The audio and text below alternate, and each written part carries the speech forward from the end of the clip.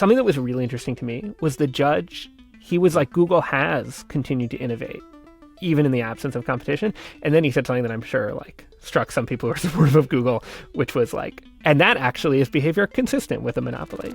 One company is going to be the first to create this artificial general intelligence, and that company might become the most powerful company that ever existed, right? So that is purely speculative. You can have a bubble, but also that bubble exists within a sea change. Mm-hmm. It exists within a context. It exists within the context of all the... You just fell out of a coconut tree? The first thing you need to know about this video is that Linda Yaccarino is wearing two necklaces. One says mama and the other says free speech. I saw...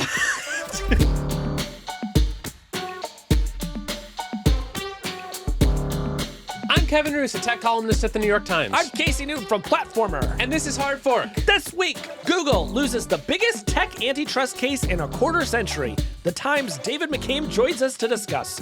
Then, are we in an AI bubble? We'll hear the case for and against. Finally, it's time for a new segment. All aboard the Hot Mess Express. I was very sad to learn that one of my favorite pieces of trivia about the Olympic horses was misinformation. Oh, no. So I got very excited because I saw a post going around on X that said that they have a plane that flies all of the horses to the Olympics. And that the plane is called Air Horse One. Oh, come on. And so I repeated this fact to everyone I met in the span of like 3 or 4 days. And then I looked it up. True. And Casey, would you believe that that is made up? Oh, no. Well, you hate to hear that. I would love for that to be true. How do the horses get over there? So there are planes that fly the horses. That part is real. Okay. But there is actually a plane called Air Horse One, but the company that runs Air Horse One did not transport any of the Olympic horses. What does Air Horse One do? It transports horses, but it's not being used in this Olympics. I mean, I think so. By the naming conventions of the United States, Air Horse One has only one job, and that is to fly the president's horse. So if it's not doing that, I don't know what it's doing. But I'd love to find out. All right, Kevin, it's time to play a game of Tech Monopoly. Yeah. Namely, which tech company is a monopoly? And did it maintain that monopoly illegally? Well, this week, a federal judge ruled that Google does have a monopoly in search, and it has been maintaining that monopoly illegally. Yeah, this was a big deal. Very big deal. So Judge Amit Mehta, in a 277-page decision this week, wrote that, quote, after having carefully considered and weighed the witness testimony and evidence, the court reaches the following conclusion. Google is a monopolist, and it has acted as one to maintain its monopoly. So, Kevin, how did you react when you heard this news? Well, I immediately went to Google and performed a search through the Google Monopoly search product to learn more about this case. And it was truly, I mean, we've been talking about the various antitrust investigations and cases against Google. This was a big win for the Department of Justice, which has been suing Google for years. It also has another active suit against Google. But this was sort of the big one. This was the one that I thought had the best chance of succeeding. And yeah, the judge agreed. Well, you know, for me, Kevin, I have been so worried about the state of the web, and I've been so worried that Google in particular has too much control over it, that when I saw this ruling, I thought, well, maybe this actually is a chance to press the reset button on the internet, at least to some degree, and maybe improve competition, at least in search. So we want to get into what this decision says, what it means for Google and the tech industry more broadly, and we wanted to bring in an expert. And so we've asked David McCabe, who has been covering this trial from the beginning for the New York Times, back onto the show to join our conversation. David, welcome back to Hard Fork. It is a pleasure to be back. So heading into this decision, what was the conventional wisdom about how Judge Mehta might rule, and how did the decision that we got this week compare to that? So I think in some ways it's hard not to be surprised or struck by the basic fact of like the ruling like this hasn't happened against a tech company in 20-ish years, right? I think the conventional wisdom was that he is a very rigorous and deliberative guy, and he would probably try and kind of split the baby, right? He'd give the government some stuff, he'd give Google some stuff.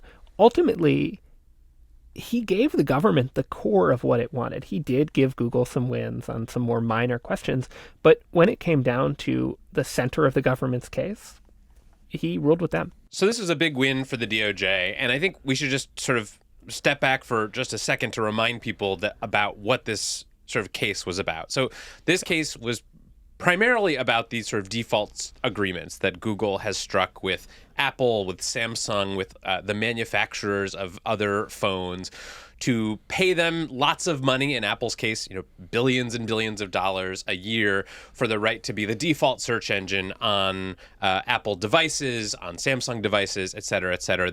And the DOJ basically alleged that this was anti-competitive, that Google not only had a monopoly in search, but that it was sort of preserving that monopoly through the use of these agreements.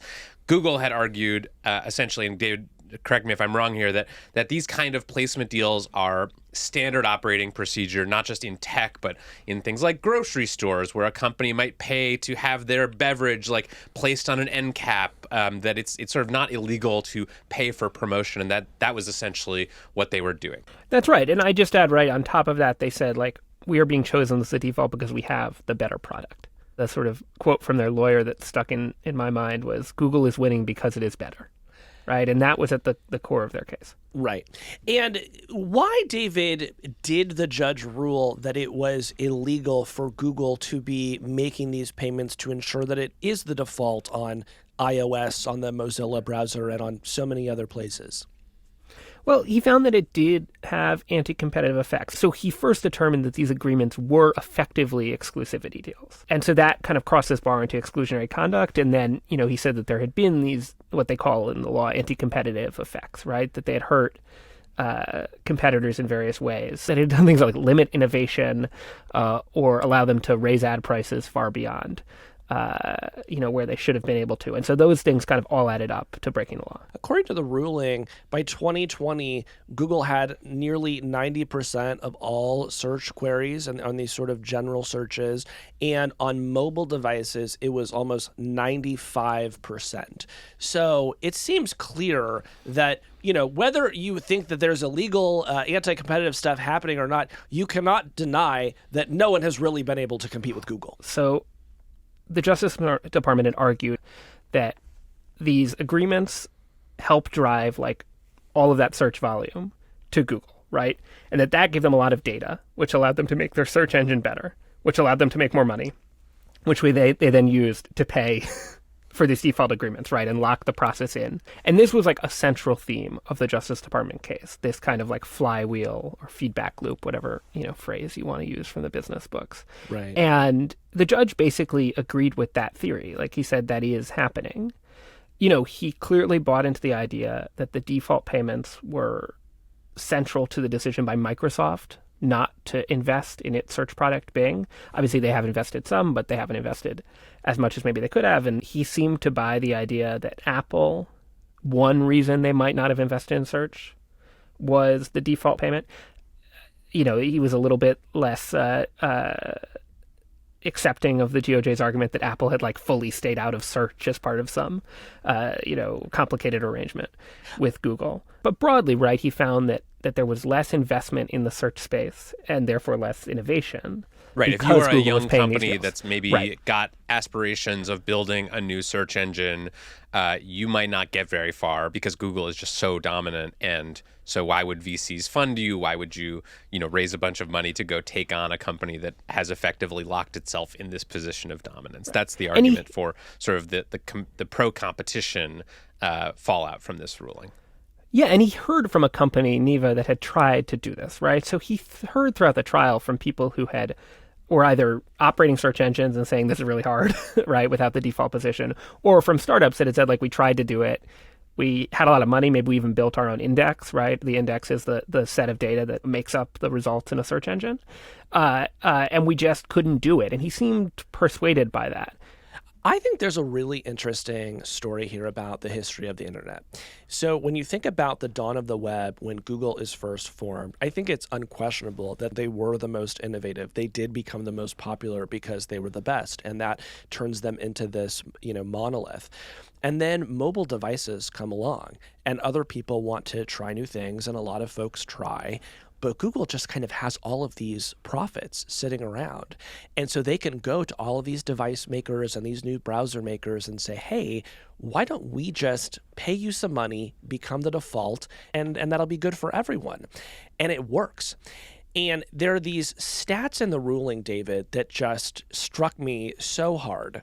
In 2017, Google estimated that its default placement, so these deals that it struck, drove more than half of its overall search revenue, which was a percentage that had grown since 2014.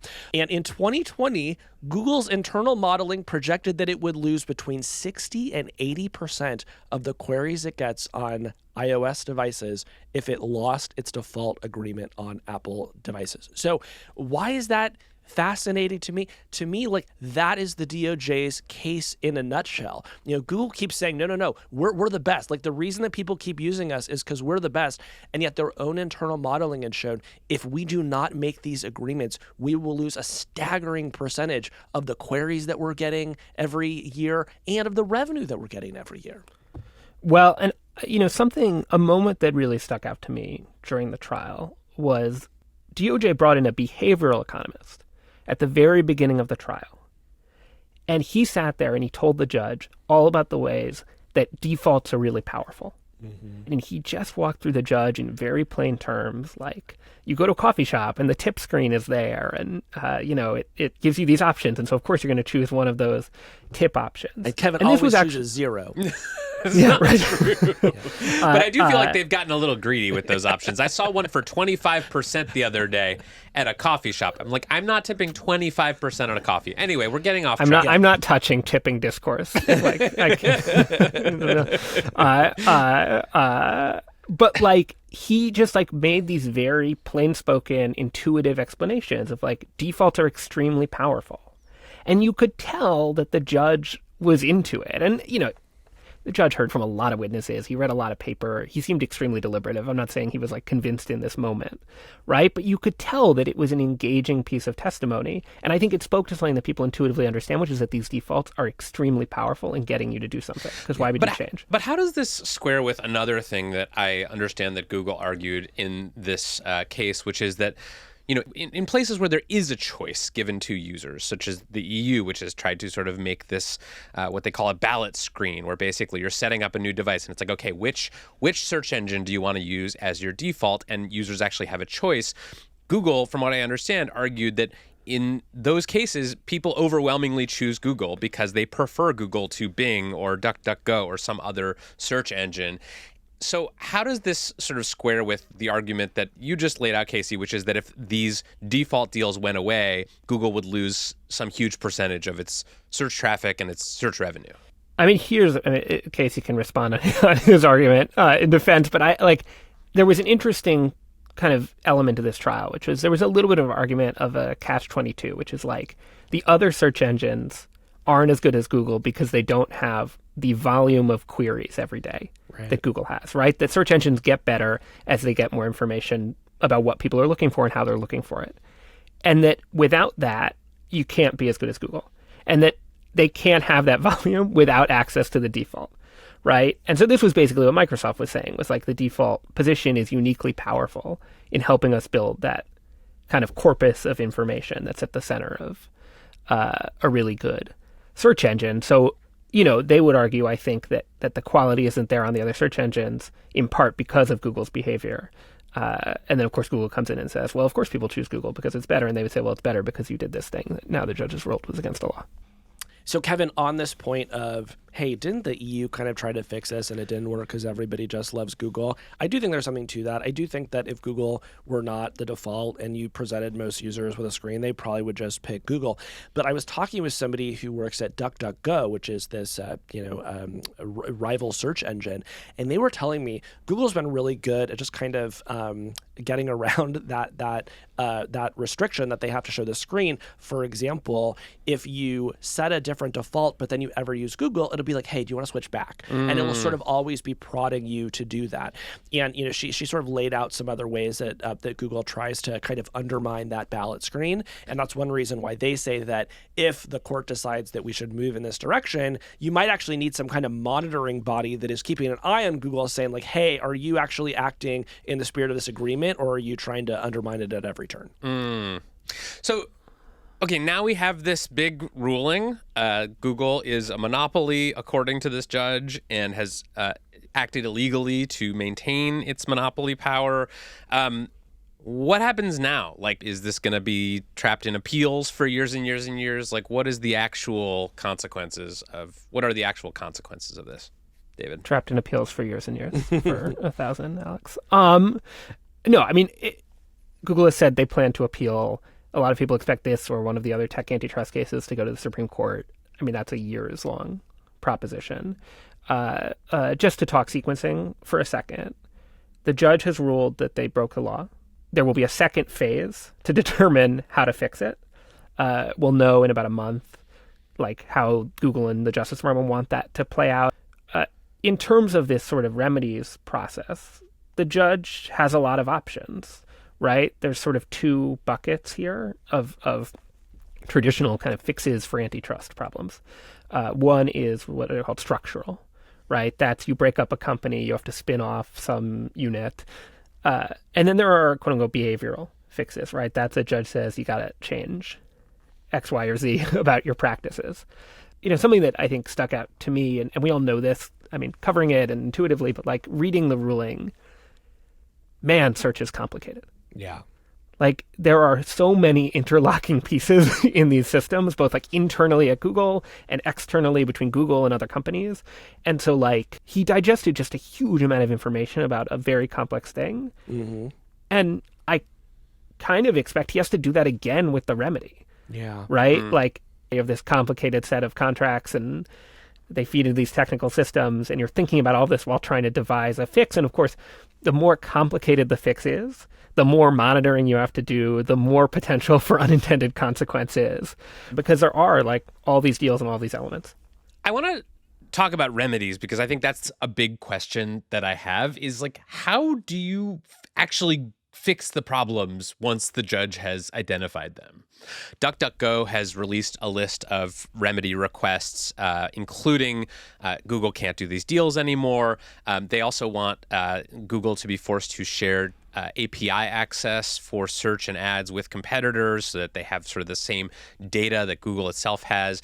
They also asked for something called public education initiatives inside and outside of product. Basically, you can't just give people a choice about which search engine they use. You have to actually educate them about the costs and benefits of various search engines. So like a legally mandated like video that's like, yes, here's what. No, we have to go into elementary schools and teach children how to change their default browser. Why wouldn't we do that? They also asked for a choice They're going to be like, what's a screen browser? that reappears regularly. So it's not just once when you set up a new phone or something that you are asked like which search engine, like every month or so, maybe it'll pop up a new thing that says, are you sure you want to keep using Google? And I will say, Apple is perfectly happy to show me a screen like every month that says, hey, do you still want to share all your photos with Google Photos? So don't tell me that that's a ridiculous thing that Apple would never do. So what do you make of these remedy requests, David? Well, so I obviously don't have this list in front of me. I think, putting aside for a second what the judge is going to do, I mean, it's an interesting list. I think the API access, is that idea that it would be like access to the full search index? Yeah, so, DuckDuckGo actually uses the Bing search API. So they want something similar for Google where they have access to the Google search index and they're able to kind of build around that.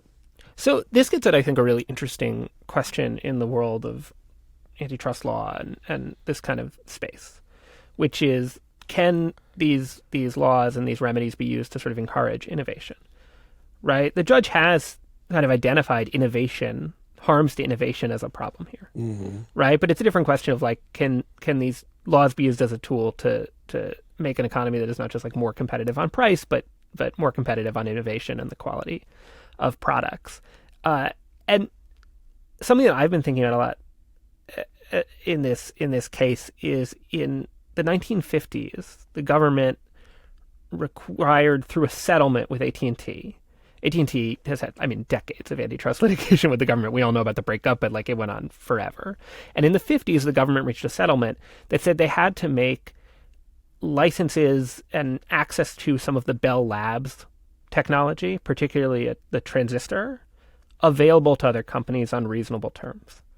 Right? And there is an argument that was really decisive in allowing the semiconductor industry to get built and thrive.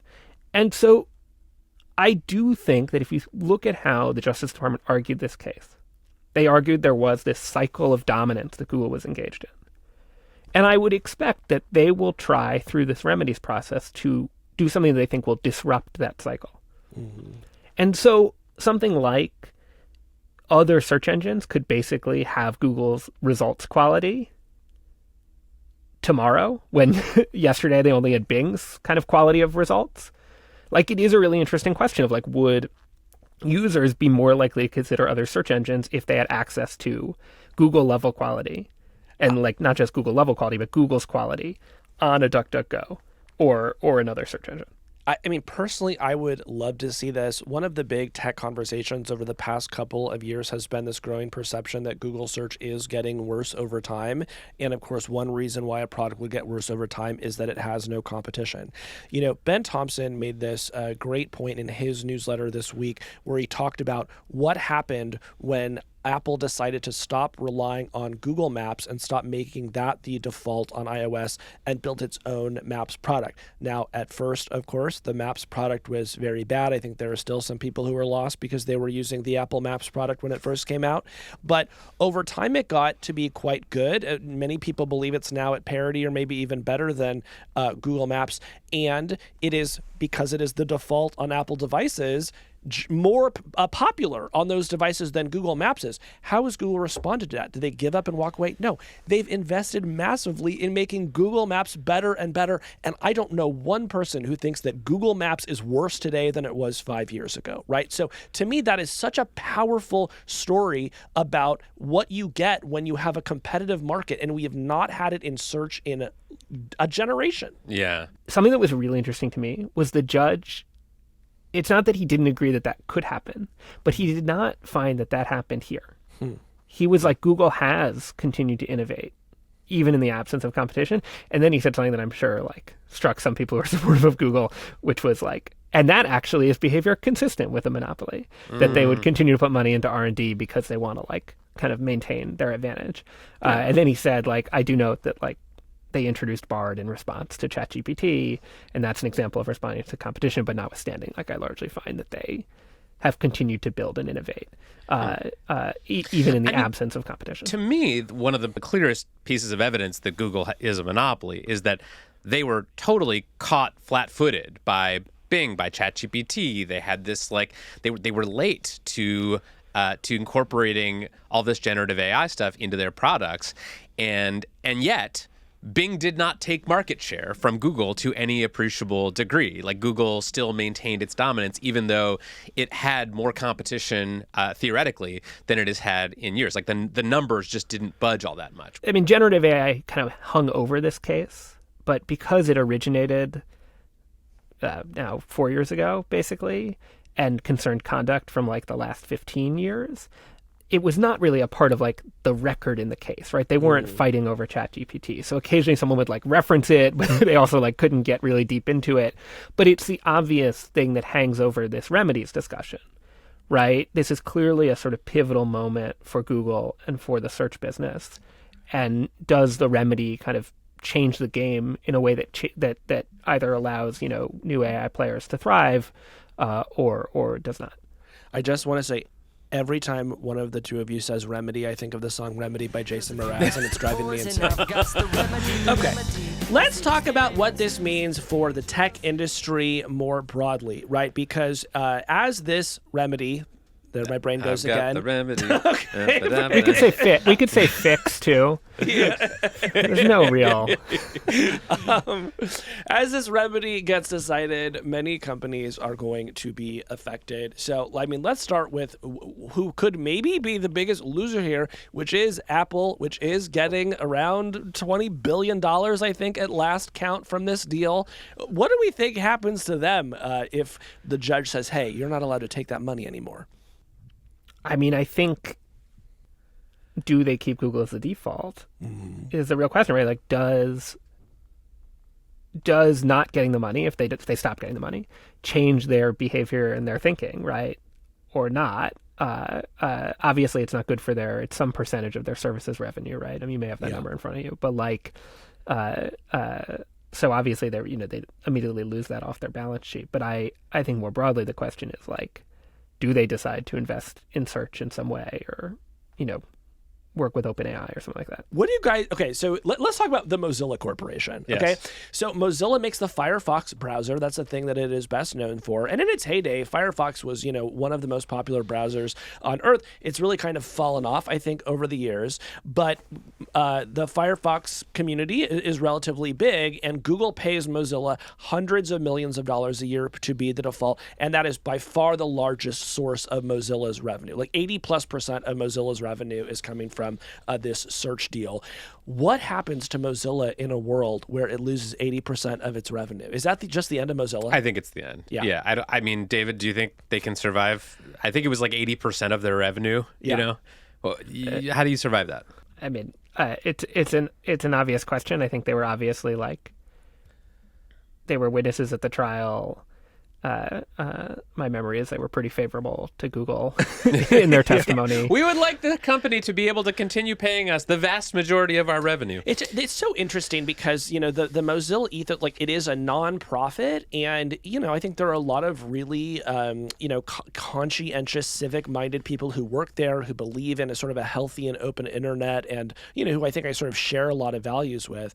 And yet, it has become such a sprawling and weird company that, every couple of months they're emailing me with some new initiative. They tried to build a phone at one point. Like, these folks completely lost the plot. And I almost see it as kind of a parallel to Google, where just as these sort of monopoly profits drove Google, into laziness, I think, over time when it came to search, so too do I think Mozilla, just having hundreds of millions of dollars coming in the door every year for doing nothing and not really having to compete on the basis of the quality of their browser anymore, actually ruined the product. Yeah. That's kind of a side rant, but I've been wanting to say it for a couple years. Okay.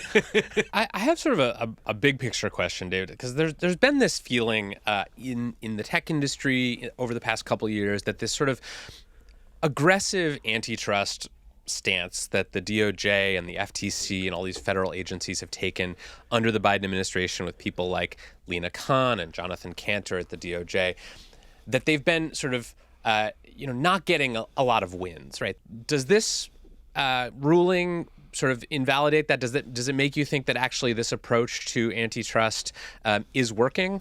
It's a question I think about, not surprisingly, a lot, right? And particularly, how do you evaluate if any of this is quote unquote working or what it's doing? I think at the very least, this is undeniably a massive win for the Justice Department, right? I mean, they went in. Obviously, the case was brought in the Trump years. But it was tried by the team under Jonathan Cantor, who is sort of the equivalent to Lena Khan at the FTC, and there has not been a win like this for the government since the Microsoft case. So undeniably, on the question of like their record and the narrative around their record, I think this is like they've got to be thrilled, right?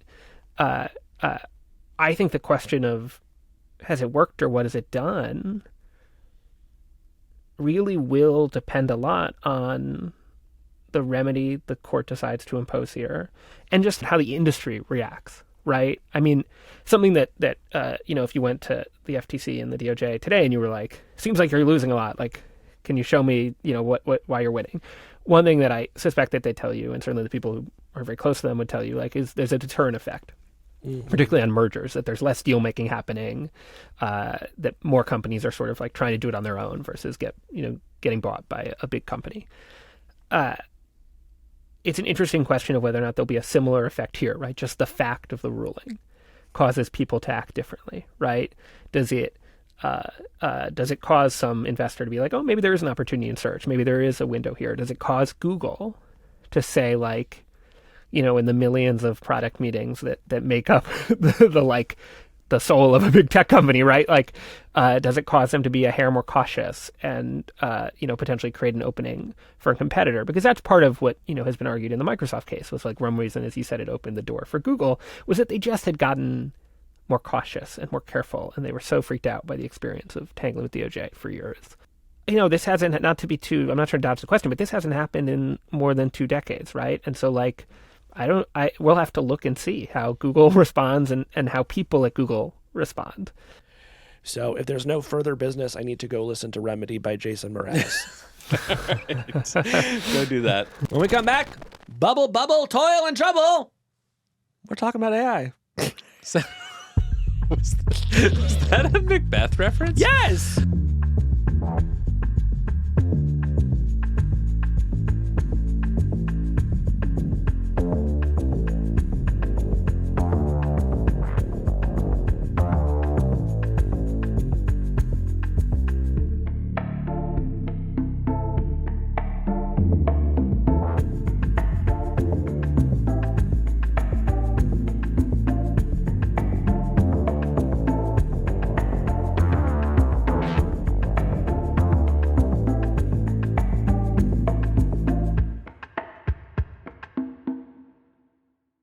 Well, Casey, the other big news this week is that the markets are going a little nuts and people are starting to worry about it.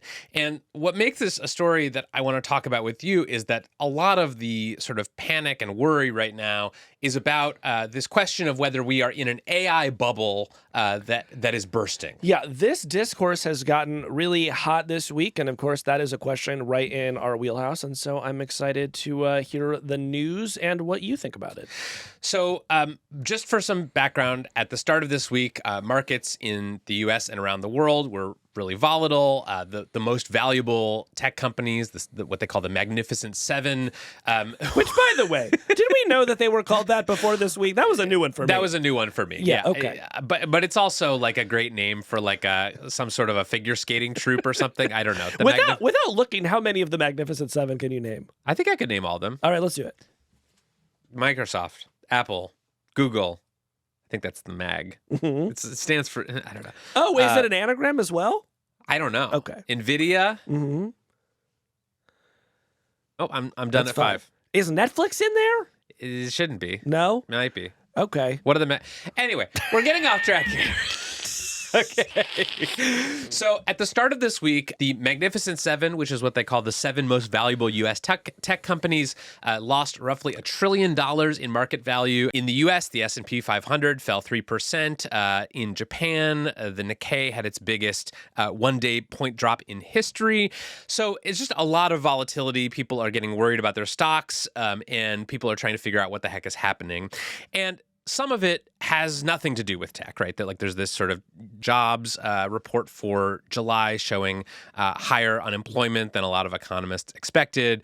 There's also some factors about the Fed and interest rates that people are saying have played into these market moves.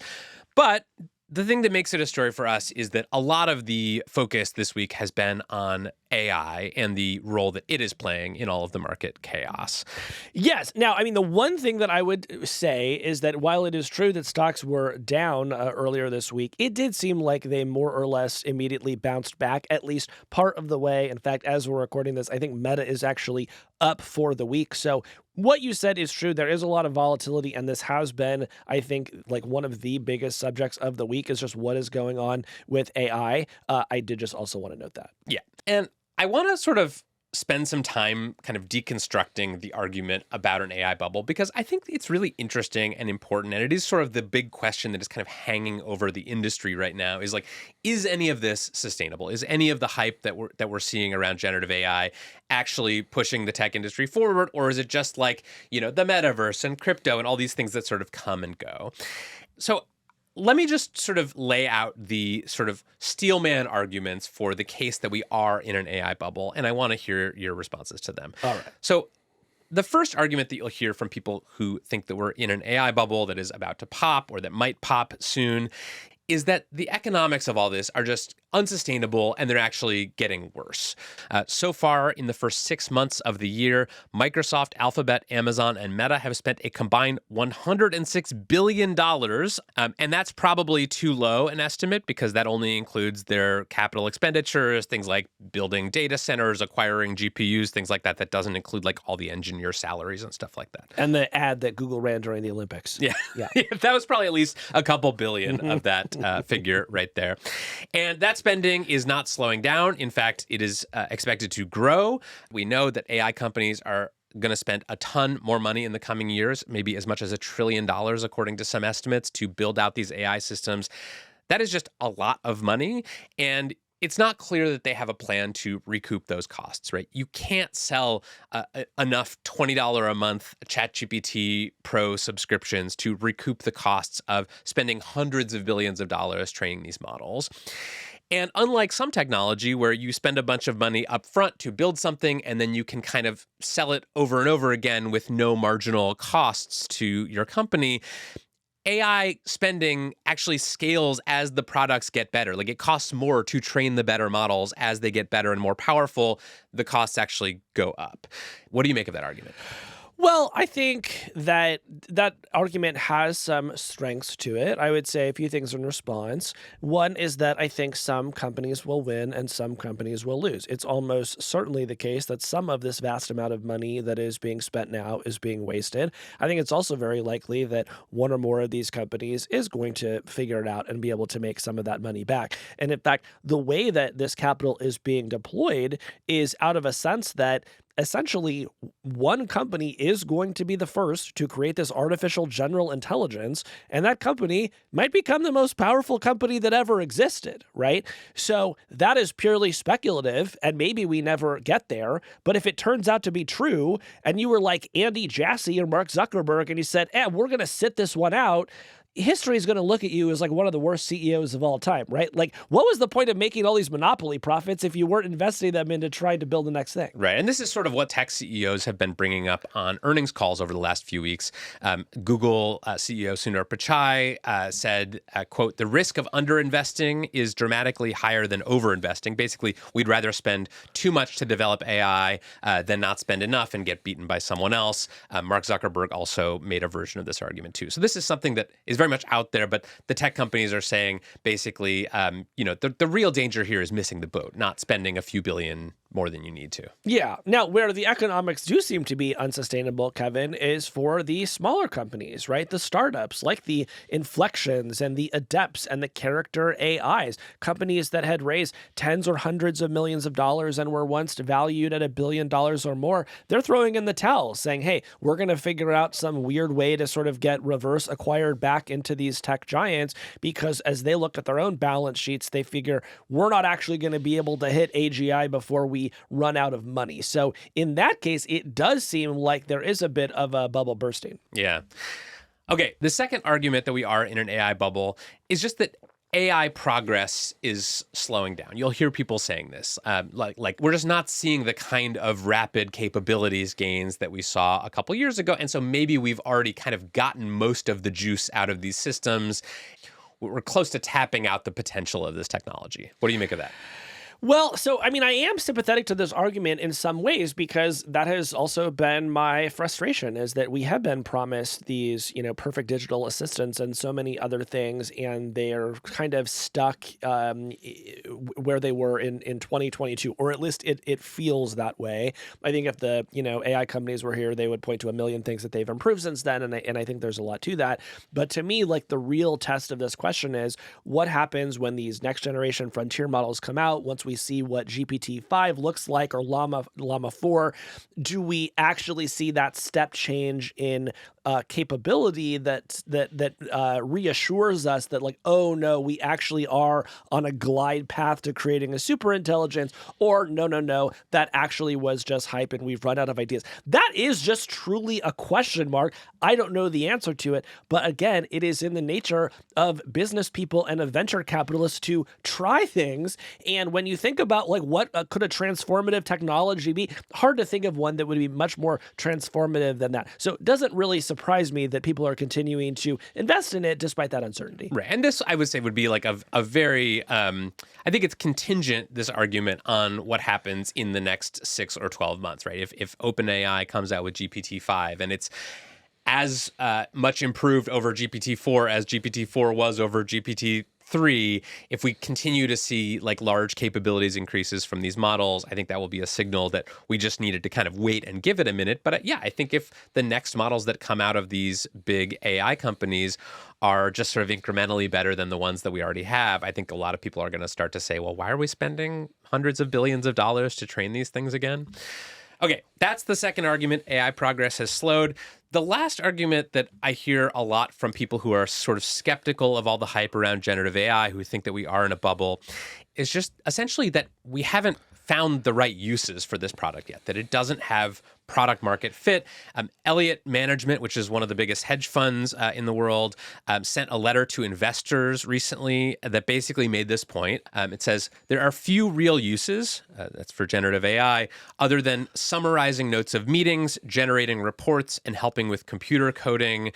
People will also say, you know, look at how many people are just using these tools to sort of cheat on their homework. There have been some people who have observed that the usage of ChatGPT tends to go down during school holidays, basically just saying like, this thing, it's maybe useful if you're a student, but it's not useful to sort of real professionals doing real jobs because, you know, it makes too many errors, it's too unpredictable, and the tech just isn't very useful yet. What do you make of this? This one I just think is silly. You know, it's like when you're like, well, you know, all it can really help with is computer coding. That's actually really important. And as it gets more, as it improves over time, the goal of these companies is that you create an AI system that improves the AI itself, right? They call this recursive self-improvement, or RSI. But once you're able to get into that zone where the software itself is improving the software, then you enter this sort of liftoff state where it really does seem like, you know, we might achieve AGI. So when Elliott comes along and says, well, I don't know, you know, it seems like all it's really good for is like creating virtual software engineers that do the job of a human being. It's like, well, that actually seems sort of important to me. I would also say, if you don't think it's useful, well, ask a high school student if they think it's useful. Ask a high school student if they would miss it if it went away, right? So I think we've already discovered a pretty significant like utility space for this stuff. I am a lunatic and probably pay for 6 or 7 different AI services right now. And like, there isn't one I would cancel, you know? Wow. You pay for 6 or 7 different AI services? Gemini, ChatGPT, Claude. I pay for it in Notion. I pay for it in Readwise, which is like a read it later app. I pay for it in Lazy, which is another kind of reader app. And I pay for it in Raycast, which is a launcher app. Oh. And, you know, are those services redundant and competing with each other? Yes. And am I doing this in part because I think it's part of my job to understand, you know, the state of the art in software? Yes. But again, I like all those things. And I think the AI makes them better. And I think they make me better at my job. Yeah, that's interesting. Yeah. I do wonder if there's sort of a mismatch between what people want from these tools and what the companies are marketing them for. Like there was this study that I wrote about that came out of something called the Data Provenance Initiative at MIT a few weeks ago. And they analyzed a bunch of different sort of transcripts of conversations that people had had with chatbots that were part of this sort of data set. And they found that a significant number of conversations that people had were like sexual or romantic, right? It was like that was what people want out of these things. But that is not sort of what the companies want them to be used for. They want these to be your office co-pilot, your productivity enhancer, your coding assistant. And so maybe there's just a sort of a mismatch there. But I do think we are starting to see some more questions about the utility of these things. And I would just point to the ad that Google ran during the Olympics for Gemini, where it's like not quite clear what they want this to be used for. Is it writing letters to your favorite athlete? Is it helping you with some problem at work? Like the sort of use case for generative AI, I don't think the companies have been articulating that very well. I think that is true. And yet we cannot assess the quality of AI based on whether Google's marketing is good, Kevin. Yeah. Because if we've learned one thing That's true. about Google over the years, That's true. it is that their marketing is absolutely unhinged. Right. I mean, here's where I will agree with some folks who say that we're in a bubble. I think it is true that lots of people try ChatGPT once or twice and can't figure out what to do with it. I think it is true that it is unreliable in ways that make it quite bad for many different use cases. And so people who have tried it and either sort of couldn't make heads or tails of it or just felt like it sucked and they didn't want to use it anymore, I'm actually like very sympathetic to it. But our job is to try to see in the future a little bit and imagine what things will be like, assuming it does get 5 or 10 or 50% better, because it is our experience that it almost always does get 5 or 10 or 50% better. And so I would just not draw too strong of a conclusion based on the state of the art in August 2024. Yeah, and I'm not sure which side of the argument my next point is actually going to support here, but I would just point out that tech adoption is often very slow, right? Like one of my favorite stories about slow tech adoption is the microwave oven. So the first microwave oven was invented in the 1940s. Do you know who invented the first commercially available microwave oven? Was it Frank Microwave? No, it was Raytheon. Oh, okay. So they actually dropped them over Berlin to try to win World War II. Exactly. So Raytheon sort of invents this microwave oven. The first commercially available one goes on sale in 1947. In 1971, almost 25 years later, less than 1% of U.S. households had a microwave oven in their house. They didn't achieve sort of mass adoption in the U.S. until the 1990s.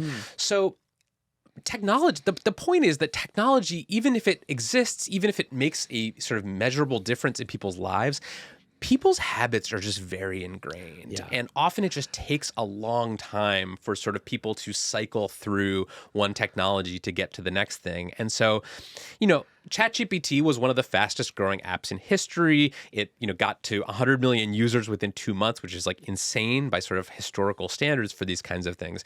But I think it could still take a lot longer for people to sort of adopt this in any sort of mass way than the AI companies think, because we know from history that it sometimes takes a long time. And that reminds me, Kevin, I've been meaning to tell you, you really need to cancel your AOL dial-up subscription. You're not using that modem anymore, and it's time.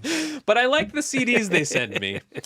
So, Casey, after laying out the arguments for and against the existence of an AI bubble, like, where do you stand on this? Do you think we're in a bubble? I think I'm sympathetic to the idea that we may be in some sort of AI startup bubble. Okay, I think that it's seeming less and less likely that a venture-backed company that wants to sort of rival a Google or a Microsoft in creating AGI is actually going to get there.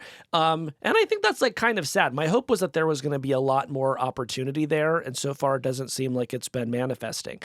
On the public side, I don't think we're in a bubble at all. Again, I assume that a lot of this money is going to be wasted, but I assume that corporations are wasting billions of dollars every single day. Like, that's not a surprise to me, right? Like, but if you ask me, do I think that they are going to get somewhere that like makes them a lot of money? Like, yes, I do. What do you think? So I think the synthesis here, and where I'm sort of coming out on all this, is that you can have a bubble, but also that bubble exists within a sea change. Mm-hmm. It exists within a context. It exists within the context of all the... You think you just fell out of a coconut tree? So I would compare it to like the dot-com bubble of the late 90s, where you did have a bunch of silly, overvalued companies that were raising huge amounts of money and didn't really have a business that was making any of that money back. And a lot of those companies went broke or got sold for pieces or whatever. And that was a bubble. Like it did happen. But at the same time, the internet was not a bubble, right? The internet was a transformative technology. And so we did not see the internet go away when the dot-com crash happened. And I would compare our moment in AI to sort of the dot-com bubble in the sense that, yes, there will be a washout. I totally agree with you. Like some of these sort of mid-level AI startups will never make back the money that they raised and will probably end up, crashing out or being bailed out of some kind. But I also think that we can't ignore the sort of sea change happening underneath that. And so, yeah, it may take a while. Investors may lose some patience along the way, but I don't think you can sort of put this one back in the bottle. And to be clear, you're not saying that we are on the verge of a dot-com style wipeout, right? Where like it hits the public markets and like really affects the economy. No, because the most of the companies that are sort of washing out, these mid-level sort of AI startups, are private companies. They're not, being traded on the stock exchange. The companies that are public, the Metas and Amazons and Googles of the world, they have these massive piles of cash that they're sitting on, and they have these other businesses that are kind of subsidizing their investments in AI. So, will NVIDIA fall? Will it be able to sustain its current stock price? I have no idea.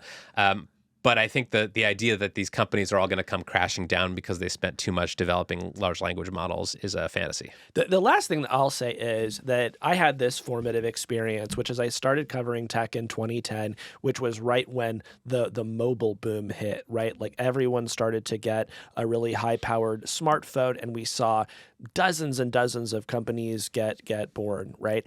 And all throughout this time, people were saying, are we in a bubble? Are we in a bubble? And some startup would go under and people would say, aha, we're in a bubble.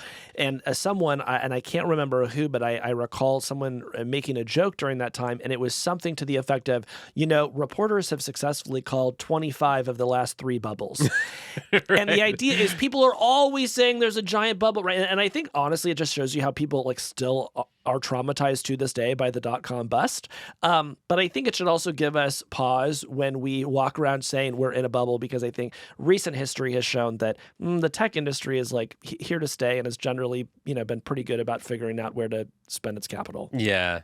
I do wonder, though, if the investing community has enough patience to wait this out. Sure, but also it's what choice do they have other than to wait and see? It's not like there's some other hot technology on that they're passing, while they spend all their money on AI. It's like, what are they going to invest in? Podcasts? Let's spend $100 billion developing a podcast. Okay. I think that could be good. Can you imagine the studio we'd have? Oh my God. When we come back, we're going to take a ride on the Hot Mess Express.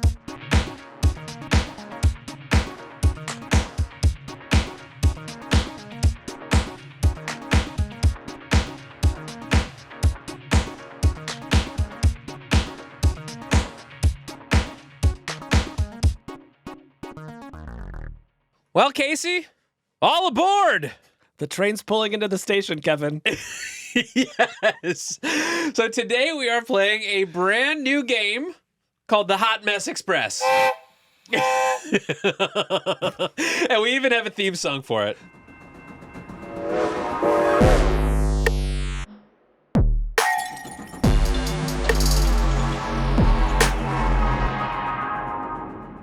So, Casey, this segment came to us during a brainstorm recently because a brainstorm even.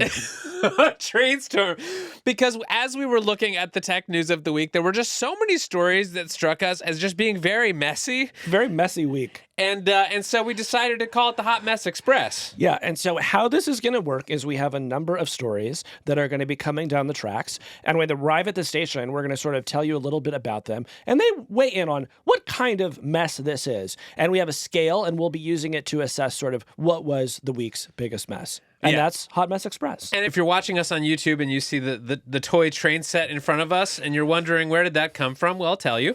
I stole it from my child. I'm not proud of that. And if you're wondering, did he melt down as I was leaving the house this morning with the train set? The answer to that is yes. Well, I'm sure I'll have a lot to say about that in therapy in a few years. But in the meantime, we thank him for his sacrifice. Yes. The train conductor hat looks great on you. It looks great on you. Yeah. Again, if you're not watching the show on YouTube, you're really only getting half the experience at this point. All right. Well, shall we see what's coming down the tracks Let's first see what's coming Kevin? down the tracks. All right, Case. It's so good. I love this. Oh, man. Okay. So I'll reach into the box car here. Oh, yeah. There is a box car that has slips of paper that contains the week's stories. First up on the Hot Mess Express. This one's called Open Desks at OpenAI. And of course, every time we mention OpenAI, I am required to make our standard disclosure that the New York Times has sued OpenAI for copyright infringement.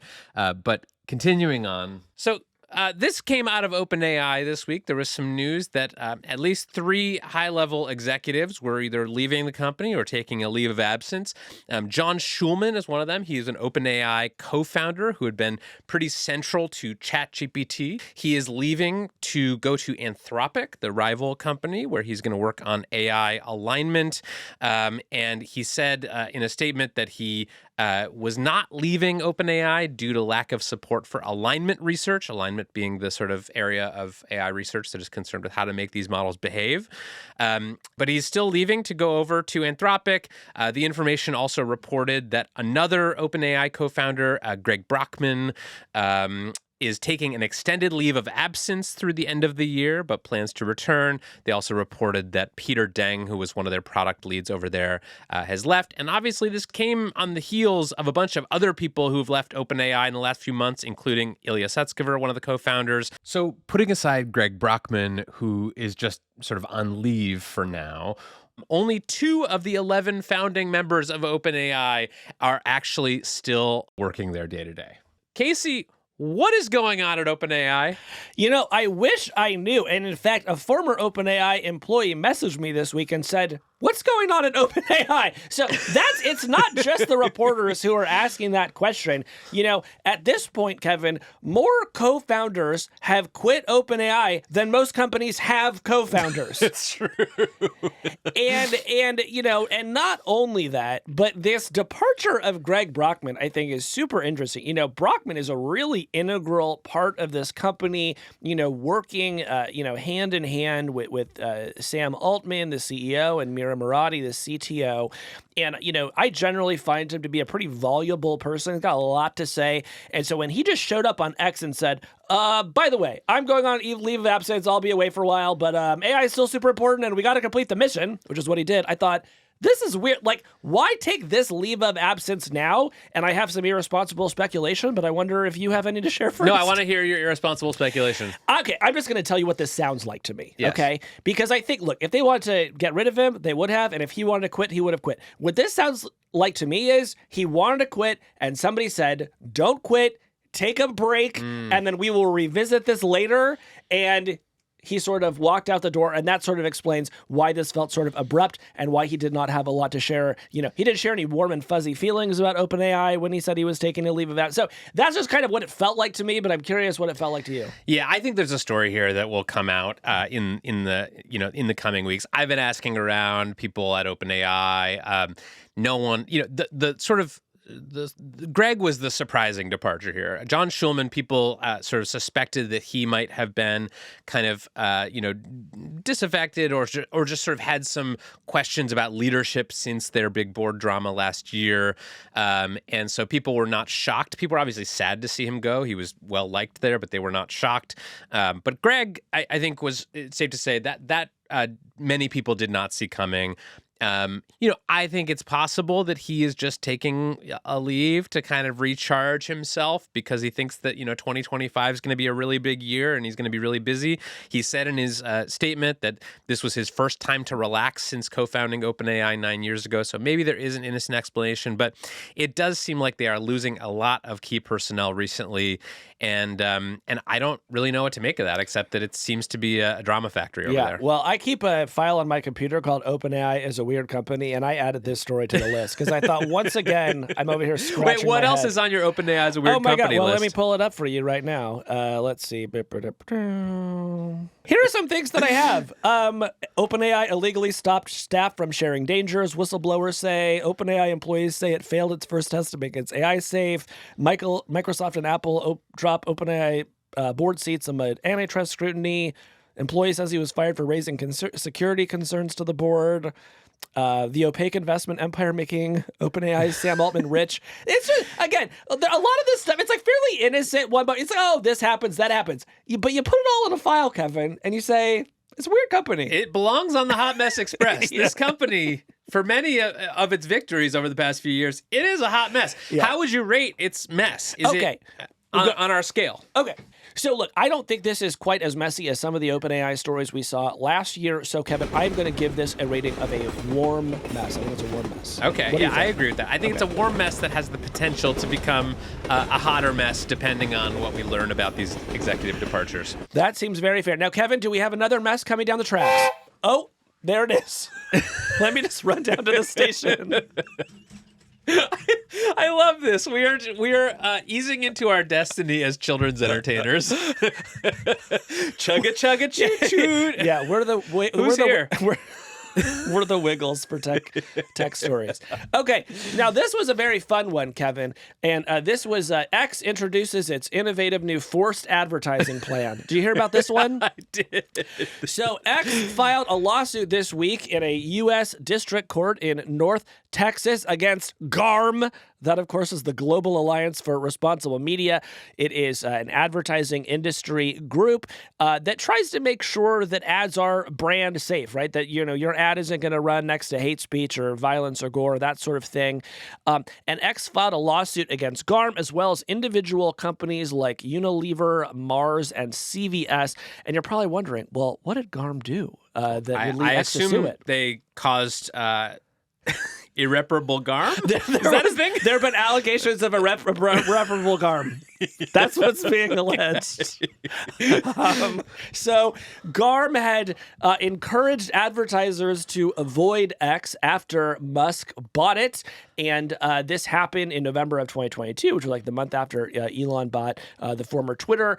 During this boycott, 18 members of GARM stopped advertising on the platform altogether, according to the lawsuit. And dozens of others reduced their spending by 70% or more, according to the filing. We took that from the great story about this issue by Kate Conger in the New York Times. Now, what's weird, Kevin, is just last month, X reinstated their own membership in GARM and said X is committed to the safety of our global town square and proud to be part of the GARM community. In fact, the CEO of X, Linda Yaccarino, posted a video statement about this situation on X this week, Kevin, and, well, she had some troubling things to say. Yeah, we should watch it. Yeah, let's watch this video. Hey, everybody. I was shocked by the evidence uncovered by the House Judiciary Committee that a group of companies organized a systematic illegal boycott against X. It is just wrong, and that is why we are taking action. Today, we filed an antitrust lawsuit against the Global Alliance for Responsible Media, 4 of its key members, and the World Federation of Advertisers. These organizations targeted our company and you, our users. The evidence and facts are on our side. They conspired to boycott... Okay, let's cut it off there. That's enough of that. The first thing you need to know about this video is that Linda Yaccarino is wearing 2 necklaces. One says mama and the other says free speech. I saw... What do we make of this, the free speech bling here? Well, I found it ironic because when someone chooses not to advertise on a platform in protest of the awful things that appear there, to me, that would be a pretty pure expression of free speech. Yes.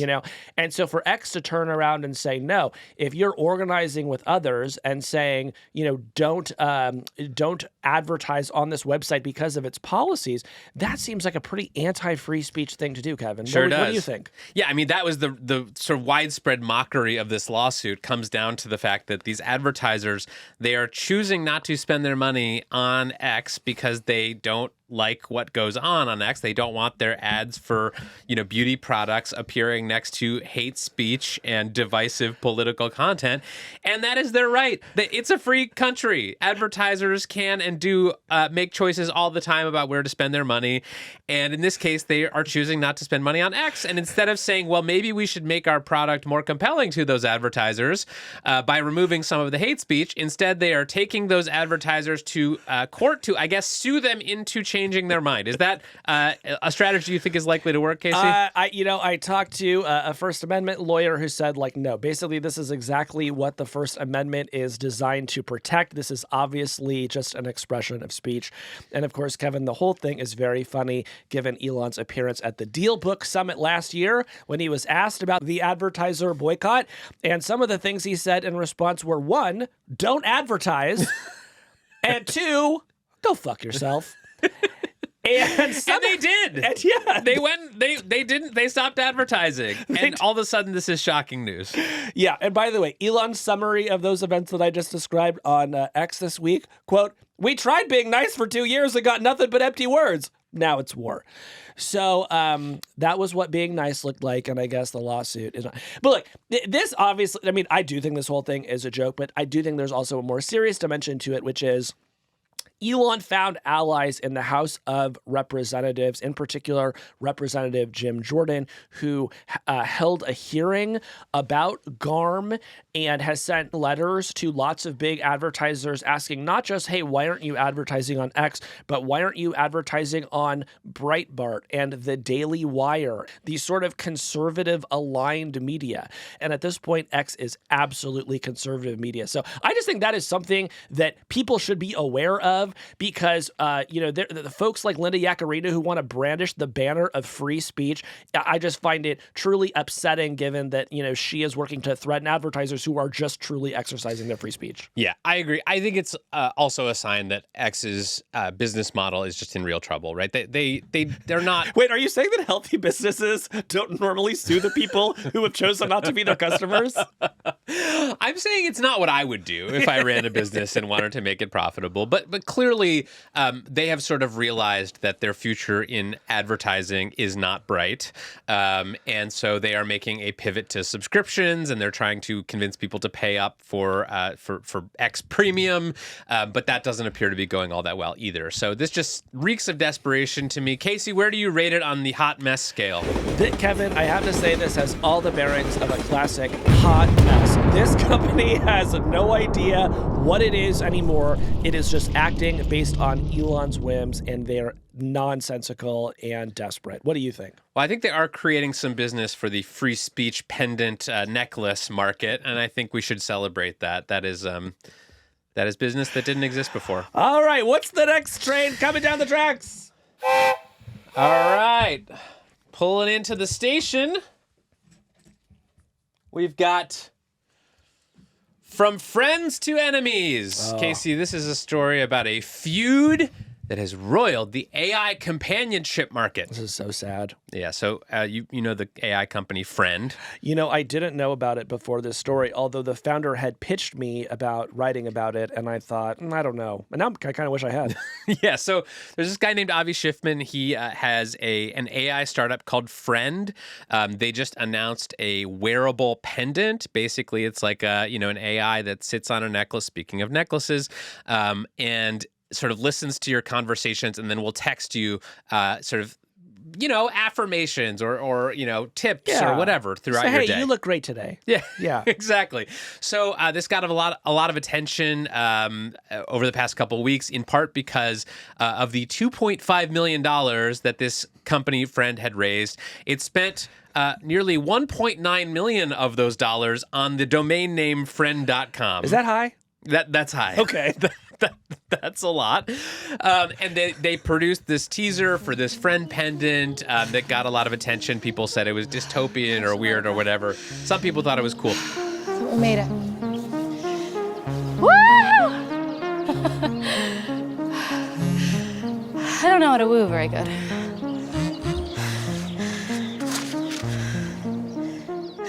That's fair. Anyway, there's now another Friend. Because a second friend has entered the chat. A second friend has entered the chat. This one is run by a guy named Nick Shevchenko. It is also an AI pendant company. This is something called the Friend Necklace that supposedly comes out later this year. It's all open source. And after Avi Schiffman released Friend number 1, Nick of Friend number 2 responded by saying that he is the real friend and accused Avi of, quote, riding my wave. And Casey, he made a diss track. Oh my goodness. Can we possibly listen to the diss track right now? Let's listen to the diss track. Yo, I'm Nick, and for those who don't know, I built Friend.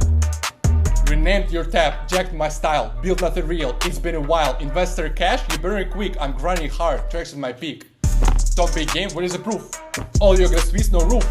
I'm the founder, hardware in hand. User Shishido can't understand. I view your jokes, spend a meal on a name. Can't ship a thing, just Twitter fame. Friend and yours, running my wave. Open source spam, digging your grave. Take a seat, I've learned the grind. You're wasting cash, I'm building in time. Respect the game, respect the source. I'm the real friend, the AI force. You know, Linda Yaccarino could learn a lot from this guy. Yeah, bars. Yeah, if you want to make the case that you've been wronged, maybe try to make it rhyme. Look, do I understand one word of what that man just said? No. Do I instinctively support him in this and all of his future endeavors? Yes. Nick, I'm sorry for whatever happened to you, and I hope you get justice. I feel like we haven't had a good founder drama in a while. True. You know, back in the last wave of tech, you had, you know, the Winklevoss twins accusing, you know, Mark Zuckerberg of stealing their ideas. There was this like a Snapchat founder drama. People are always accusing each other of stealing each other's ideas. We haven't had one of those in a while. And so for me, this feels like nature returning. Well, what about the 9 founders who have quit OpenAI? Does that count? Well, they're not arguing about who actually started it. That's true. Everyone agrees that it was Elon Musk's idea. Yeah. Partially his idea. So what kind of mess do we think this is? I think this is not a mess. I think this is nature healing. I think that founders arguing about who stole the other founder's idea is just a natural part of the Silicon Valley ecosystem. And frankly, I, for one, am glad to see it returning. I agree. I look at this and I just think this is beautiful to me. So congratulations to the friends. They brought us together on that point. All right. Oh, Kevin, another train coming down the tracks. And this one says, MrBeast Carnival of Doom. This was one of my favorite stories of the last couple weeks. And we will be sharing some details here from Willing to Die for MrBeast and $5 Million, a story in the Times from Madison Malone Kircher. The contestants in the Internet Stars Beast Games expected outlandish challenges and signed contracts that acknowledge risks of serious injury and death. Still, few were prepared for the conditions on set. Kevin, do you want to tell us a little bit about what happened over at the MrBeast Carnival? So MrBeast, the sort of famous YouTuber who does these like viral stunts and, you know, gets billions and billions of views and is just sort of like the Willy Wonka of YouTube. Famous philanthropist. Yes. Yeah. He struck a deal to develop a new reality show called Beast Games with Amazon MGM Studios, in which 1,000 contestants would compete for a $5 million prize. Sounds great. And this story is basically about how the Beast Games kind of became a nightmare. Among the things that happened to contestants in these games, when they showed up to this football stadium in Nevada where they were supposed to compete in these games, not only were there twice as many contestants as they expected, there were 2,000 contestants, not 1,000 contestants. But they had to turn over their phones and personal belongings, including medications. Things got very Fire Festival. Like they were given these meals that were described by several contestants as including a tiny portion of cold oatmeal, Ew. 1 hard-boiled egg, and a few pieces of raw vegetables. Apparently, several contestants said they were served food they were allergic to and that no alternatives were provided. They also were having trouble getting medication. One contestant had trouble getting insulin who needed it. Do you really need insulin? I think you do. Oh, okay. I think that's one of those ones that you do. One contestant said that after repeatedly asking for food that was required to take some medication, she was eventually given half a banana. What'd they do with the other half? I don't know. Interesting. We'll see. There were also injuries among the contestants. One contestant said... No, wait, tell about the underwear. Oh, yeah. So this thing appears to have spiraled out of control. According to this story, contestants in the Beast Games were given a bag to put 5 days worth of underwear in, and basically handing that bag to the production staff, who would sort of like dole it out to them as needed. But that several contestants said they had waited hours or even days to receive their clean underwear.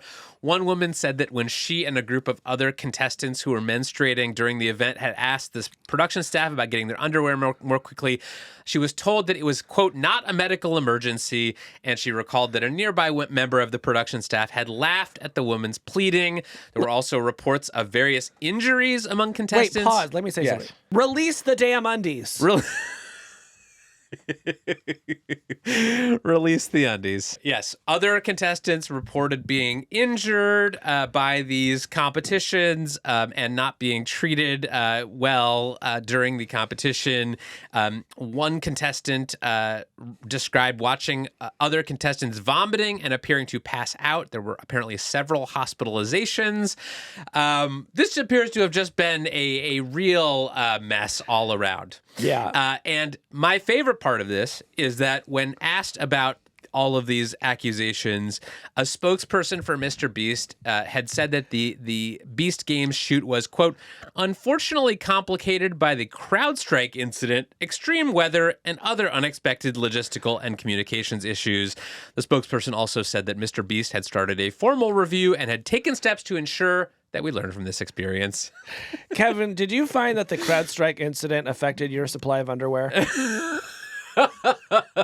Only slightly, although I do keep many backups, so I was able to weather the storm. What about you? I mean, look, on one hand, I understand that lots of people are rooting against MrBeast because he is, the most famous YouTuber, and he's like sort of corny, and like, yes, he does all this philanthropy, but I think people are sort of always like suspicious of his motives and want to tear him down.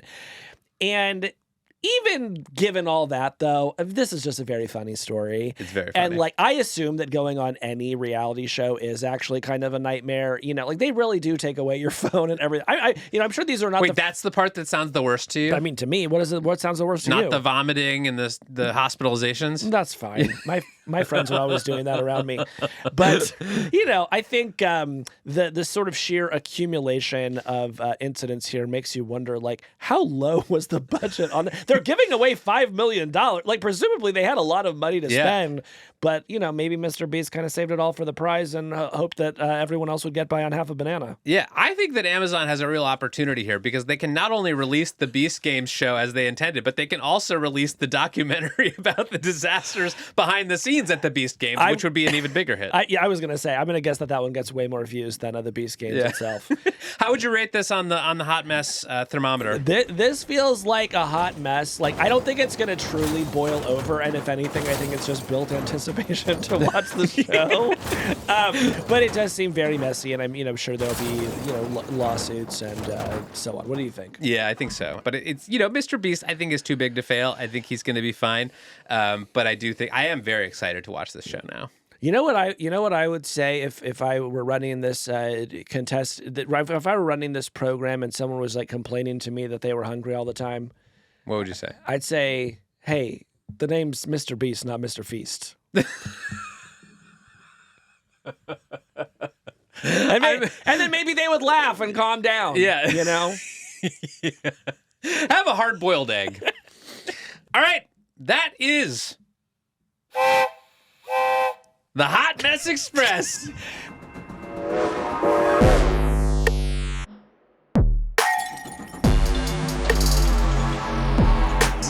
We hope you enjoyed that segment. And if you have other ideas for segments that would also work well on a children's show, please email hardfork@nytimes.com. Yeah, maybe a puppet show next time? What do we think? What about one of those bubble shows, where it's like you sort of, you pull the big bubble out of the wading pool that's filled with like dishwater soap? Yes. Yeah, that's a good time. We should have done that for our AI bubble segment. Yes. We should have made some AI bubbles and popped them. We should have blown AI bubbles.